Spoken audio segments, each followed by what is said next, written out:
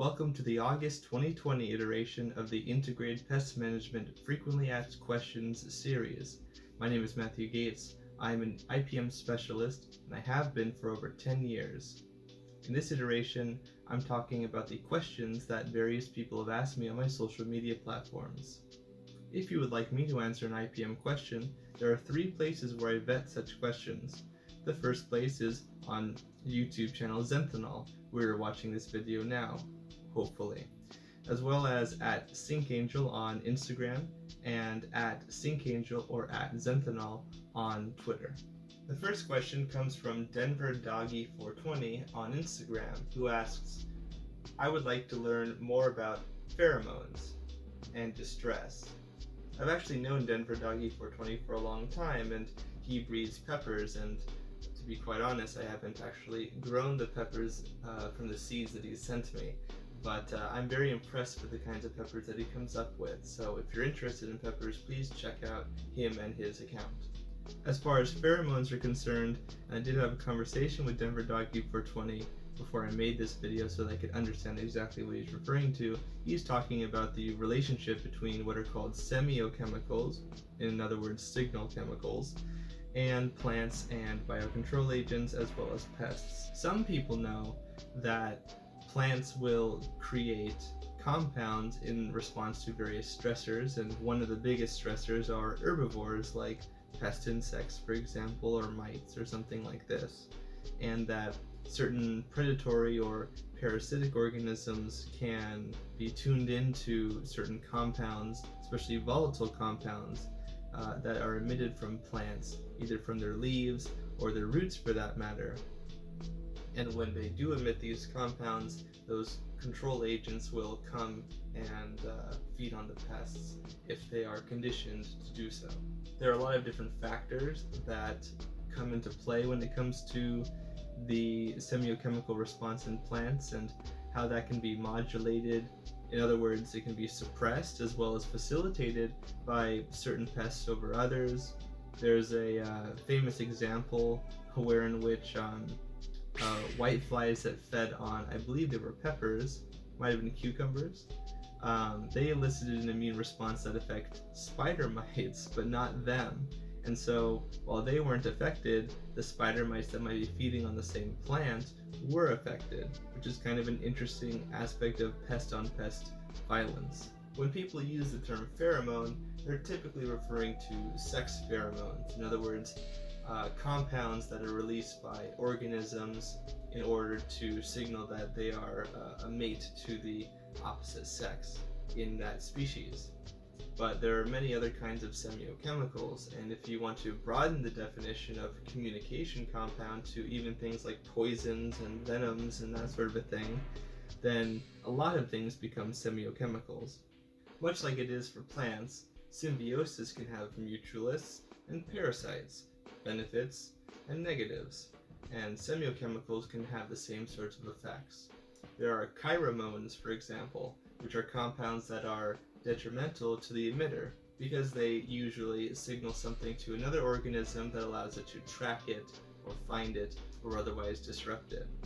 Then you have things that are called allomones. These are the opposite. These are compounds that are emitted by a user that have negative effects on the recipient to the compound. Maybe it's poisonous or something like this. Then you have cinnamones, which are beneficial to both the emitter and the recipient.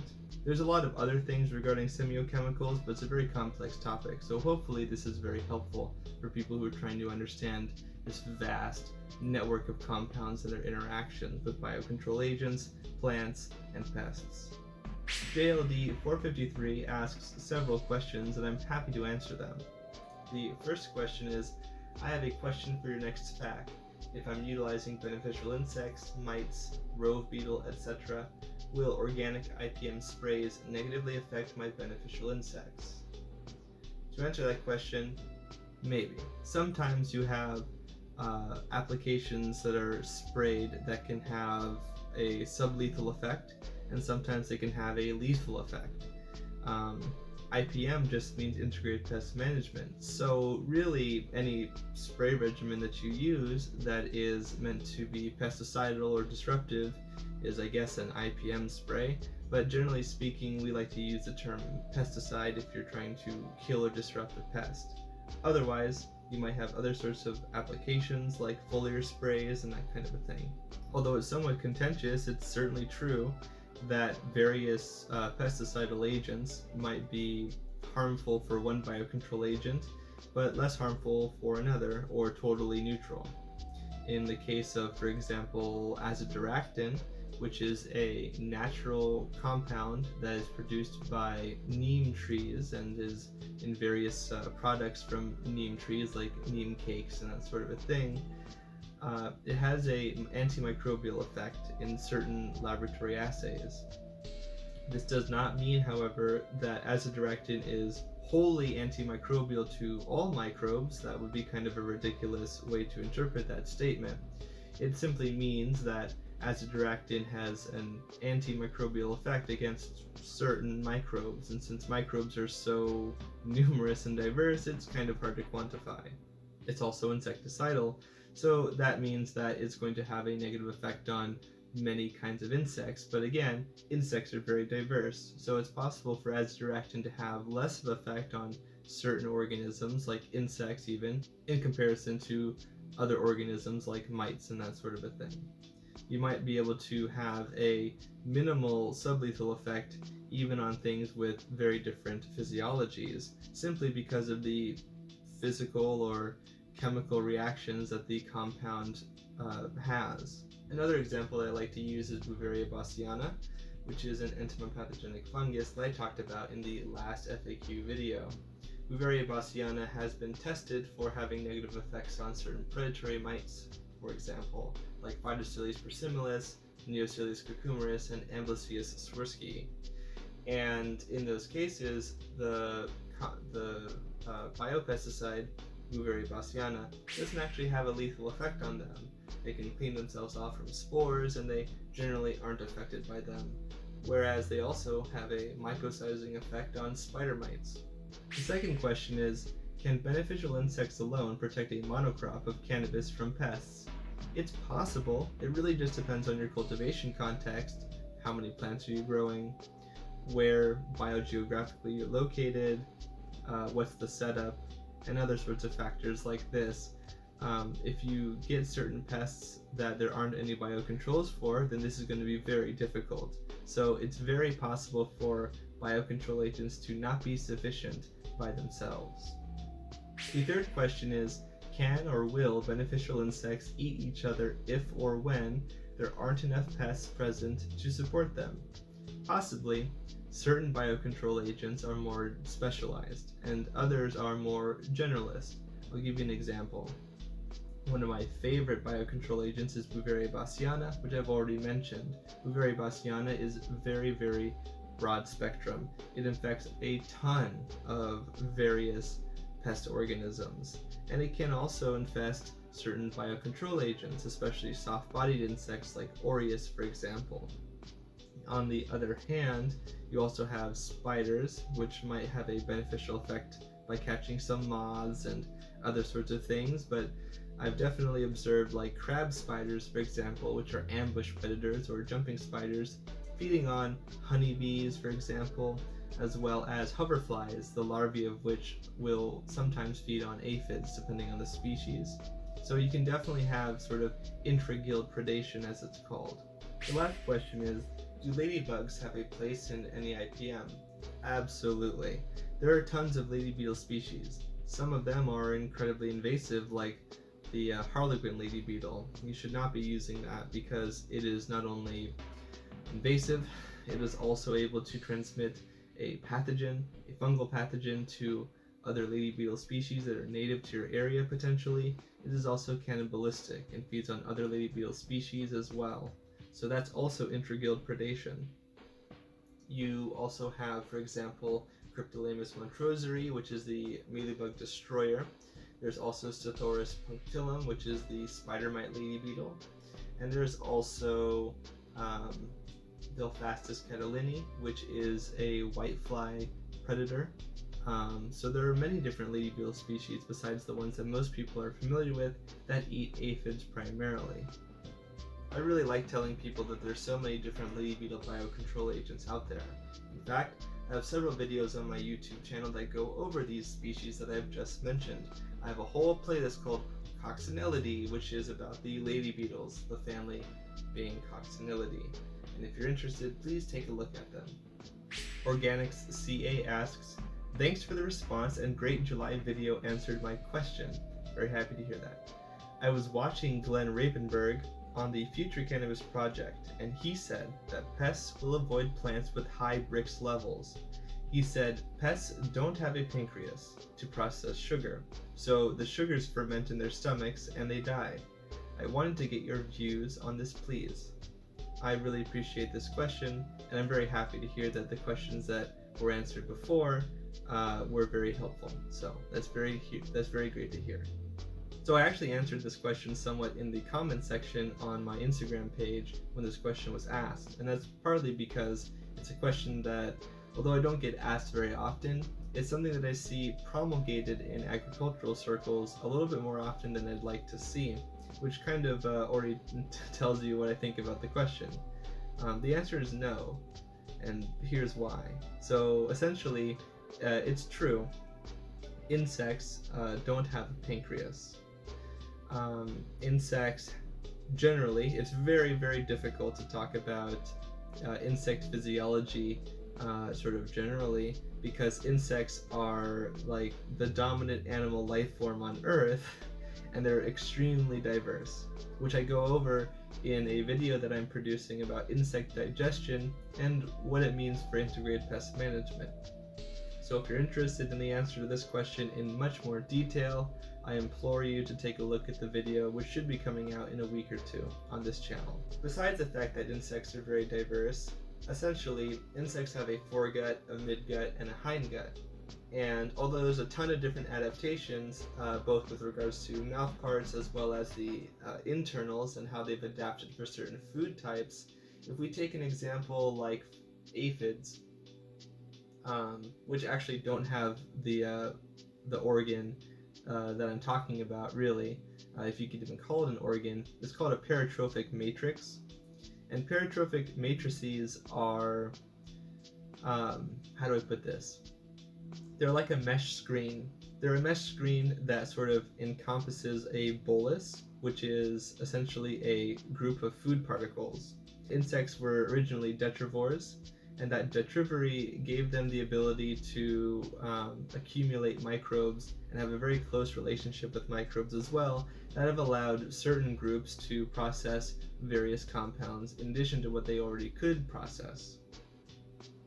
As far as sugar is concerned, a lot of insects have the ability to process various sugars, and they have enzymes that allow them to break down those sugars. Those enzymes include glucosidases, invertases, and amylases, which break down these various sugar carbohydrates. There's also cellulases that can break down cellulose, and I think also hemicellulose, as well as peptides and proteases that break down proteins, and lipases and esterases that break down lipids, fats, that sort of a thing. Insects utilize carbohydrates and have evolved to feed on plant carbohydrates for about 200 million years before mammals ever existed. And they have, for the last like 500 million years, have closely followed plant development from water to land. And it is through millions upon millions of years of adaptation, they have been able to actually feed on plant carbohydrates really well, even if the sugar content in the plant is exceedingly high. And it's because they have these enzymes. They also have symbionts, like I've referred to earlier, where they break down, in addition, the complex sugars, or they break down other sorts of amino acids and things so that they can get the nutrients that they need. If we take aphids, for example, aphids feed on phloem, which is plant sap. They penetrate the sieve elements of the plant, and the turgor pressure between the plant internal pressure and the aphid is so vast that the phloem actually shoots into their mouth, up through their buccal cavity and into their foregut, then their midgut and hindgut. And for those who don't know, aphids produce a highly concentrated sugar concentrate called honeydew. And honeydew is also full of other microbes. It tends to be the case anyways. And honeydew is produced by hemiptera in general. Many hemiptera produce honeydew at least. Aphids, leafhoppers, plant hoppers, frog hoppers, tree hoppers, scale insects, for example, mealybugs, for example. So they all produce this sort of very concentrated sugar substance, and they don't seem to have a problem with amassing a very high concentration of these sugars and to excrete them out. Phloem is full of sugars, but it's also very poor. It's very nutrient poor in other sorts of nutrients that insects need. So for aphids in particular, they have to feed on a ton of phloem sap in order to get all of the nutrients that they need, even though they've adapted to eating phloem sap primarily. Sometimes hemipterans in general will also feed on xylem, which is the water channel in a plant. And changing between phloem and xylem kind of allows them to get a little of both, and especially water, which is critical for insects. So for the example of aphids and other hemiptera, this is not really the case, that the sugars that they feed on will ferment in their stomachs and cause them to die. So why is this? Well, aphids and other hemiptera have adapted to a phloem feeding lifestyle that's full of sugar carbohydrates, and they have the enzymes that break down these carbohydrates, but because they get so much phloem sap at once, they actually can't process it all, and so they have adapted to exude highly concentrated honeydew liquid. And so they don't seem to have a problem at all feeding on Hybrix plants, and they don't even avoid Hybrix plants in my experience. So I don't really understand why people believe this to be the case. It's probably to do with a lack of understanding of insect physiology, which is fair because insect physiology is kind of a niche subject. But that's why I'm trying to make the video that I am about insect digestion. Hopefully it will answer this question in great detail and people can be more understanding. Green Seal Farms asks on Instagram, what is your preferred method for controlling broad mites in organic cannabis? In my experience, the best sort of organic or even non-chemical application for broad mites are predatory mites. And of course, for those who don't know, biocontrol agents like predatory mites work the very best if you apply them before the problem. But if you don't have that situation, then you can also apply them afterwards. It just means that you usually have to inundatively release them. You have to apply many more of them instead of a preventative number that would take out small incidental populations that might come in on a cutting, or they might come in on the wind. A lot of organisms will be on the wind even if they have no wings. It's not powered flight, but it still works. I have a video on my YouTube channel that goes over both russet mites and broad mites, as well as spider mites, for understanding what their damage looks like, what they look like, and what are some of the controls that you can use against them. And several of them, like the predatory mites, are applicable as long as you have access to those predatory mites in the first place. Ludaruk asks on Instagram, want to use predatory mites on tomatoes against whitefly and thrips. It's possible? Definitely possible. I've just mentioned two predatory mites that are very good against thrips and whiteflies, and that's Neosilius cucumeris and Amblyseius swirsky. There are other sort of biocontrol agents, but those predatory mites are my favorites to use for both thrips and whiteflies. They also go after a bunch of other pests like russet mites and broad mites and that sort of a thing. Microbial Farmer asks, How can I reliably test a treatment for efficacy in my integrated pest management regimen? So there's a few different ways you can do this. In my experience, the best way to reliably test a treatment for efficacy is to crop scout. You must crop scout. You must scout your plants, and you must do it regularly. And when you take samples when you crop scout, and yes, you should take samples. In other words, what I mean is that you should randomly sample. You should sample the area, and you should regularly sample that area, and you should take random samples. You should take various plants, not the same plants, weekly or daily, or whatever your frequency needs to be. And you might find that a certain percentage of plants should be sampled, and it depends on your cultivation context. If you're growing less than 10 plants, for example, then your crop scouting in a garden or something is going to be a lot more manageable. But if you're crop scouting in a huge commercial area, that's going to be much more difficult.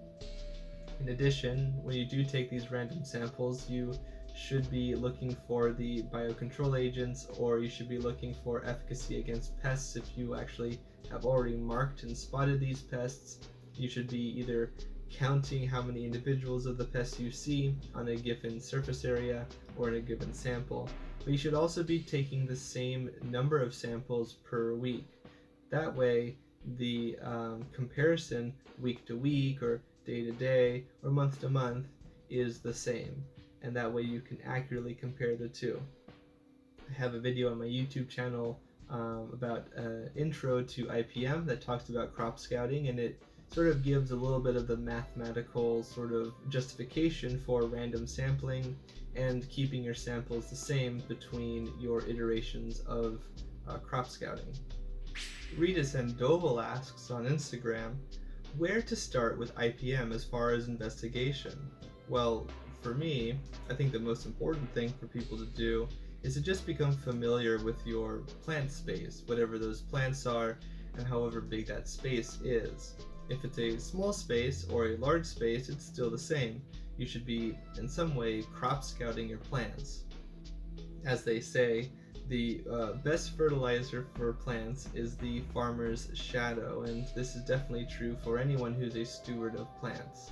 Whether or not you are doing it in a regimented way or doing it in sort of a incidental way, you can still learn a lot and become edified about various pests and other organisms that you might encounter and how they interact with the plants themselves.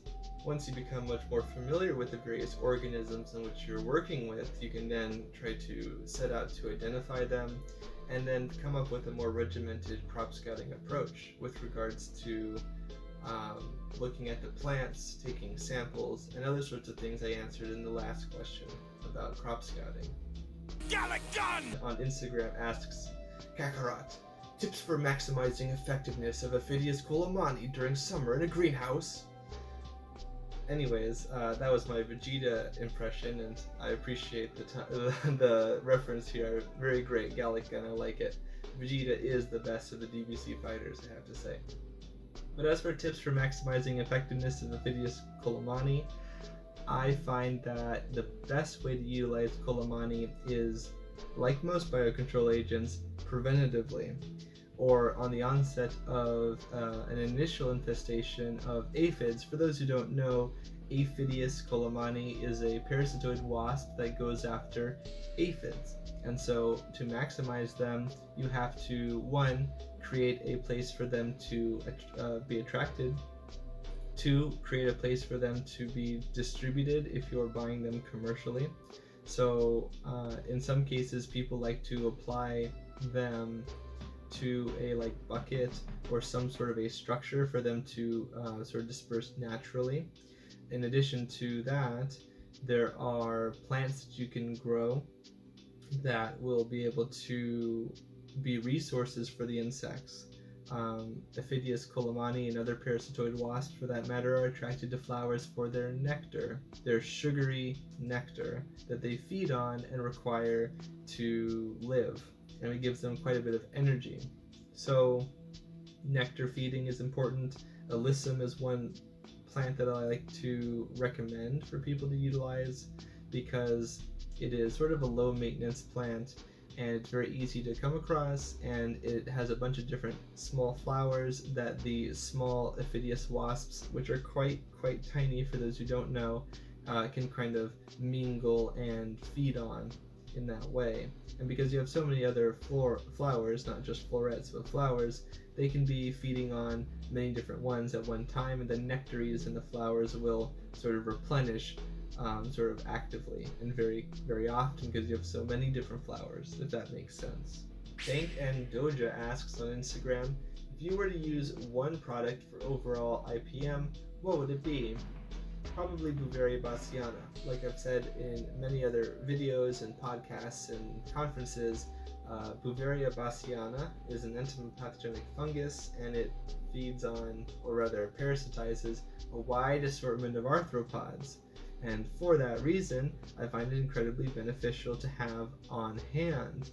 And although it is broad spectrum, and that does pose a concern for its application, it's a lot more responsible than chemical agents in my experience, and it's also very sensitive to certain things like UV radiation and heat and dryness. So as long as you're able to keep the humidity in check and are able to apply it multiple times, then Beauveria bassiana can be very useful. I do find, however, that Beauveria bassiana products can have two main problems. The first problem is that it's very important that Beauveria bassiana products and other biopesticides that use microbials for that matter are rigidly quality controlled, that you're getting them from a source where there are people who are quality controlling these organisms. Why? Well, especially in the case for Beauveria bassiana, you have what are called virulence factors, genetic aspects that allow the organism to be very infective. If the organism, like Beauveria bassiana, is not raised on insects or whatever the target is, then they will lose those virulence factors when they're sort of fermented, or rather grown with a substrate, for example, that's not congruous. So in that way, it's very important to get your Beauveria bassiana from a legitimate source that is doing these tests. And the second thing is that Beauveria bassiana is somewhat expensive in my experience, so that is one thing that will keep the sort of IPM costs a little bit higher, depending on what product you're utilizing and where you're able to source it, and other sorts of factors like that. Idiosyncrasies regarding where you're existing and what you're able to access are always kind of difficult to parse out in these questions, but those are two factors that are important to consider. Crop Care Convos asks on Instagram, how are IPM programs customized for different cropping systems and the different kinds of operations for each system? What goes into IPM program development?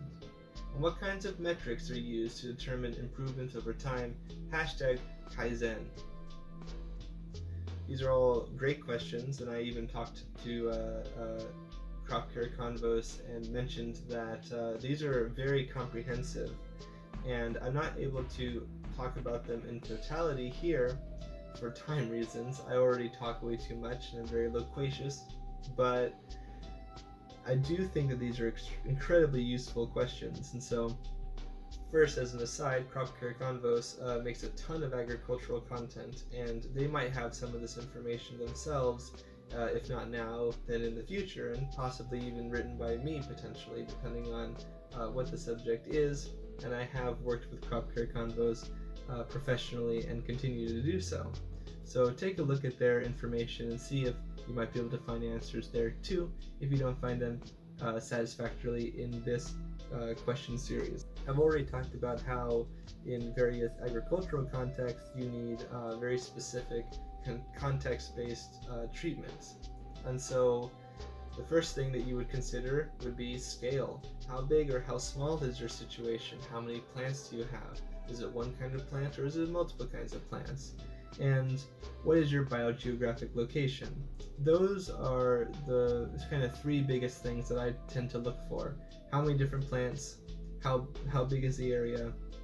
And what's the biogeographic location? Those are three sort of basic fundamental things to always ask and consider as context when trying to create an IPM system for a particular cultivation context. As Crop Care Convos very well knows, quite a bit goes into IPM development. There are products to consider. There are intraviral predation issues that we've talked about already in this particular iteration of the FAQ. There are legal situations to consider, and especially right now, I think one big important consideration is the potential for products and biocontrol agents and fertilizers and other sorts of aspects of IPM, because it's not just pests, but as well the plant health. It's the whole foundation of the cultivation context. Are there a lot of resources that are available? What's the budget like? What are the sort of administrative factors? What's the labor force? From a commercial perspective, certainly, but from an individual or residential perspective, this is also important. How much is your time worth in this particular case? Probably quite a bit. And are you able to even access some of the products that you would be using for treatment or for fertilization or that sort of a thing? In other words, is the mail system working? Are you able to access certain things that are legal in your area, or are they illegal in your area? Do you even know? Those are also important things to consider when you're developing an IPM program. As I've mentioned in other IPM fact questions, as well as other videos for that matter, there are various metrics that you can use to track IPM. One of them is financial, so what are the costs of the biocontrols, of the various plant amendments you might be using? What are your inputs and outputs? Are you crop scouting, for example? In addition to that, what are the ups and downs of the pest pressure? Are you looking for are there university extension agents that you can ask questions about? Are there sort of state-sponsored or government-sponsored pest reviews? Is there information for your general area that you can use to track the pest pressure? And I suppose that's a metric that you can also take a look at as well.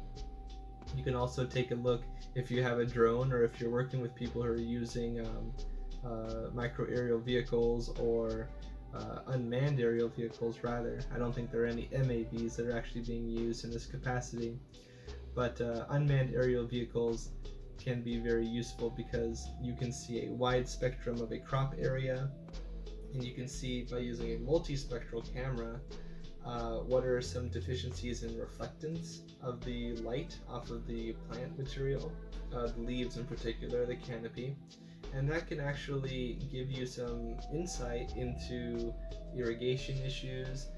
It can also give you insight into pest presence, and there's been a lot of research in, for example, UC Irvine on the use of these sorts of platforms to sort of evaluate whether or not pest pressure is going up or down in a field, for example, which is incredibly interesting to me. And I'm very happy that this sort of cutting-edge technology has been more and more democratized for agriculturalists and even hobbyist growers to utilize, even though it's still kind of expensive. Don Shula asks on Instagram, how do I get rid of Fungusgnats? Most annoying pest ever. They're difficult. I have a video on my YouTube channel, and I believe they have taken a look at my YouTube video on Fungusgnats, specifically the dark-winged Fungusgnats that most people associate with, of the Burdizia genus. But it really depends on your context. The Bouverie bastiana, I've already mentioned, is very useful against them in a drench application to the soil. You can also use various insecticidal compounds, but there are also nematodes, for that matter, that are pretty useful.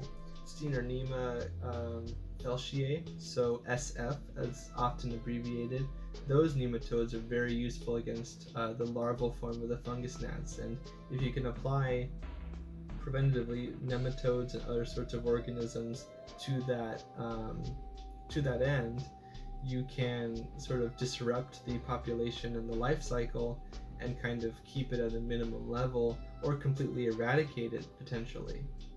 Soil Food Web Warrior asks on Instagram, Multi-pronged approaches to dealing with budworms. Caterpillar activity in cannabis. Seems to be the one pest that I can't deal with as of yet. I have of course attempted Bacillus thuringiensis and Trichogramma eggs, but have only experienced marginal success. And I hear you there. Unfortunately, I don't have a ton of insight when it comes to these sorts of caterpillars, at least insight that's going to be useful in a control capacity. And it's a little bit embarrassing at this point because it's been a real big challenge for cannabis growers across the United States of America and other places in the world. But why is this? Well, let me try to attempt to at least explain it a little bit. So the main problem is that a lot of caterpillars have different feeding styles, and without getting into too much detail, most caterpillars, because they're soft and squishy and very vulnerable, have behavioral adaptations that allow them to feed in some sort of protected capacity. One way that they do this is by boring straight into the plant, and in the case of cannabis, this is hugely problematic because the caterpillars will feed on the plant tissue and then they will defecate into the, in this case, bud material, and then that can facilitate fungal growth, oftentimes causing the entire flower structure of a particular plant to not be sellable and fit for human consumption for that matter. And so in that case, you can't really do very much. And why is this? Well, because when a moth comes in and lays eggs on the plant and the first instar hatches out of the egg, if it's not stopped before then, even with an application of Bacillus thuringiensis, which is a biocontrol agent, it's a bacteria that produces cryproteins. These cryproteins are very lethal for smaller larvae, but they're not very lethal against larger larvae too. So not only do you have to affect the caterpillars when they're small, you can't really expect a lethal effect anyways against larval instars that are much bigger, and by that time they've already bored into the plant. In fact, even as small larvae, if they do bore into the plant, if they're bud borers or stem borers or something like this. In addition, there are larvae that produce other kinds of shelters. They either feed on a leaf, or they curl a leaf, or they use their silk to construct some sort of a shelter that disallows them from being targeted by a spray application of like Bacillus thuringiensis or Beauveria bassiana or something like this. Trichogramma wasps are also egg parasitoids, so they will come in or they're larvae parasitoids depending on the species, but they will feed on the caterpillar. They will parasitize the caterpillar, and that can be beneficial, but again, you have to actually get to the caterpillar in order to be effective. And if you're operating at any kind of scale, then this can be incredibly difficult, especially in an outdoor area, and centuply so if you are dealing with an area that is close to other agricultural crops. In that case, you might be assaulted by multiple species of caterpillars for that matter. One solution that I have for people who are growing outdoors, however, is to try to utilize insect screens and nets. One of the main disadvantages of moths that you can exploit is the fact that they're large, and to that end you can screen them out with some sort of mesh screen or insect screen. Unfortunately, this might require you to sort of substantially change how you water and other sort of logistics issues with regards to a field crop, and it might make crop scouting and other sorts of things more difficult. The other issue with introducing mesh screen is that you can, well, necessarily because of the physics of airflow, you will have less of it. And in some cases this might not be a problem, but in other cases and other seasons, you might facilitate fungal growth regardless.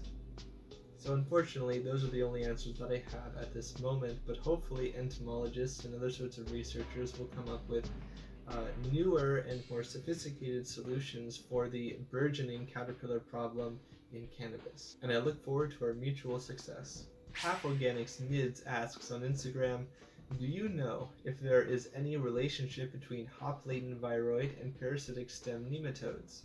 Both seem to be involved somehow. and the widespread dudding people have been seeing around the country the last few years. And maybe you could speak as to why systemically acquired resistance activating compounds such as salicylic acid and chitosan seem to be effective in treating duds, in cannabis plants specifically. So I had a conversation with this individual about the aspect of dudding, and for those who aren't familiar, dudding is kind of an unofficial term for a collection of symptoms. It's sort of a syndrome of cannabis. Because of the sort of loose definition of dudding, simply a collection of symptoms, there can be and there are multiple agents that can cause simple stunting of growth. Hop latent viroid is one of those examples. There are other viruses that infect cannabis that can cause a stunting of growth.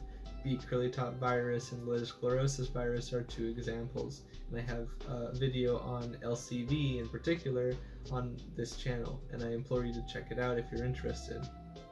But as for the dudding in general, there are also phytoplasmas that I have videos about. Hemp phytoplasmas in particular colonize the phloem tissues, and they will also heavily stunt plants. Stem and root nematodes can totally dud plants as well, or rather what I should say is stunt plants.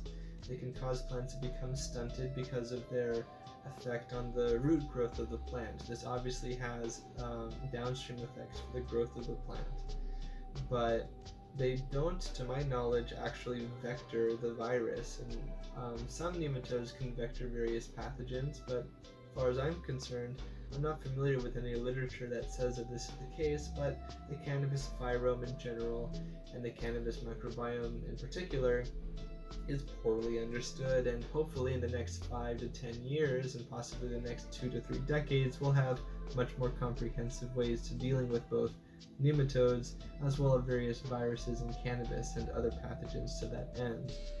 Important to note, chitin is the natural polymer that makes up the exoskeleton of insects. It's also important in the fungal cell wall. And for this reason, plants have developed a sensitivity with their immune system, their innate immune response, to chitin, because typically it means that one of the two is probably feeding on the plant, and it elicits an immune response, systemically acquired resistance in particular. But chitosan is not chitin, and although it can have SAR stimulating effects, it's certainly not the exact same thing, and it might be an important thing to consider in an IPM perspective, because it might be easier to get one or the other, or some other sorts of compounds that produce various immune response effects in plants. Although Half Organics Mids did report a salubrious effect by using SAR, it's not necessarily the case that SAR will affect all agents that can produce a stunting effect in cannabis plants, and I'm very interested to see the research about that in the next few years to decades. Hash Eater states on Instagram, "My friend says half the trees in Philly are dying and dripping with lanternflies." And that's true. That's very true. In the eastern coast of the United States, there are several states, particularly Philadelphia, where the spotted lanternfly, Lycorma delicatula, has been a huge nuisance pest and has cost hundreds of thousands of dollars in agricultural damage, and it's probably only a matter of time that it reaches the western coast of the United States of America, as well as many other parts of the world globally. And this is a huge problem. If you're interested in learning more about the spotted lanternfly, I have 2 videos on my YouTube channel regarding spotted lanternfly, both with regards to cannabis in particular, but it's also a huge problem on grapes and hops and various orchard trees and stone fruits and this sort of a thing. And they're a huge problem partly because they have no natural predators here that are very competent, at least. I had an interview with a researcher who was studying the spotted lanternfly and the various parasitoids that can be used against it.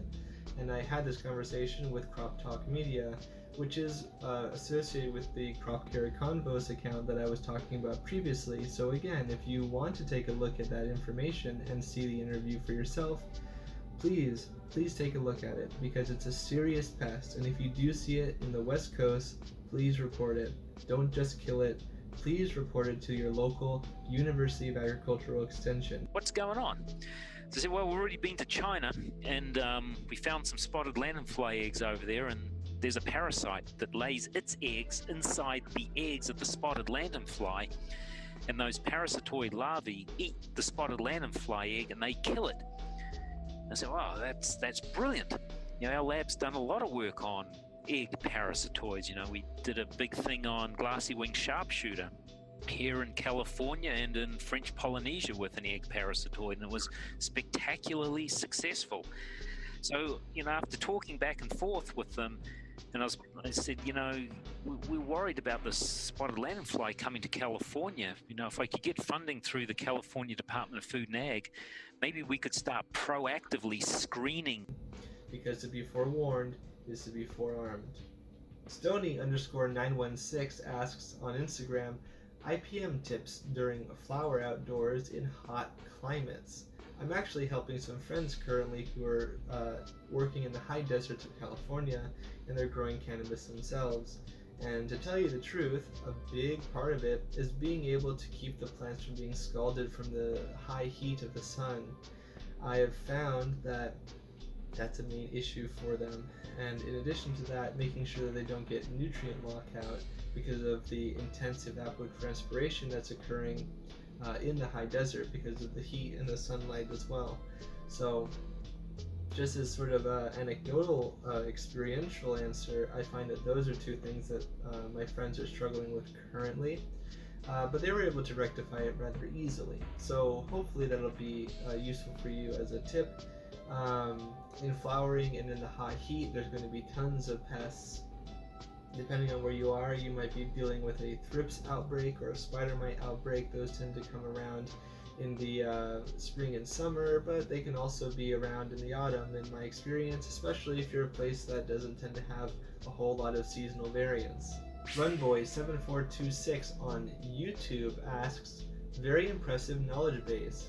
Can you lay out a protocol for eradicating a mild broad mite infestation in an indoor garden setting using biocontrol? Runboy7426 asks on YouTube, very impressive knowledge base. Can you lay out a protocol for eradicating a mild broad mite infestation in an outdoor garden setting using biological controls or whatever means you feel would be most effective? Information on establishing beneficial populations indoors would also be a great topic, if that is something that is even possible. They sure get expensive to continually release. Thank you for taking the massive amount of time you are putting into these videos.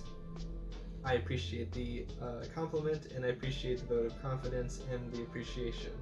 It is honestly a very fulfilling and somewhat surreal experience to be able to answer these questions for people as an authority and be able to help people with their struggling crops, or at least prevent them from being struggling in the first place. I think that's an incredibly important public service, and I'm very happy to have that ability.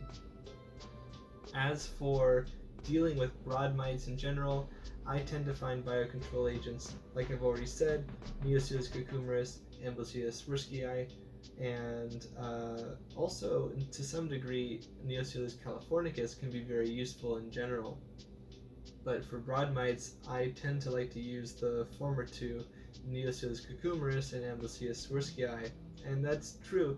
They do tend to get kind of expensive in certain places, depending on where you're buying them from, and depending on how bad the infestation is. In this case, a mild one, it's much better to have one in the hand than two in the bush. And what I mean by that is that it's much better to inundate fully with a lot more biocontrol agents than sort of meagerly with too little biocontrol agents.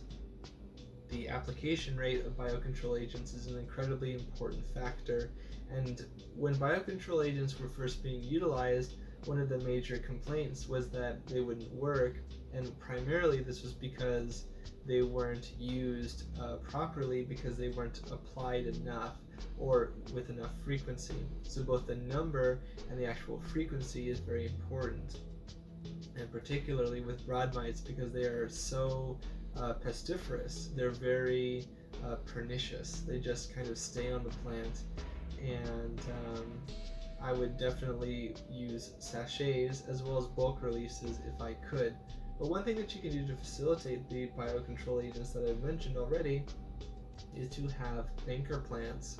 And I have a video that talks about using predatory mites like the ones that I mentioned just now on ornamental pepper plants, and I have a sort of field of research work with the president of the Cannabis Horticultural Association, and we have actually just talked on the Future Cannabis Project about using banker plants, in particular banker pepper plants, for predatory mites like Swirsky and Cucumeris.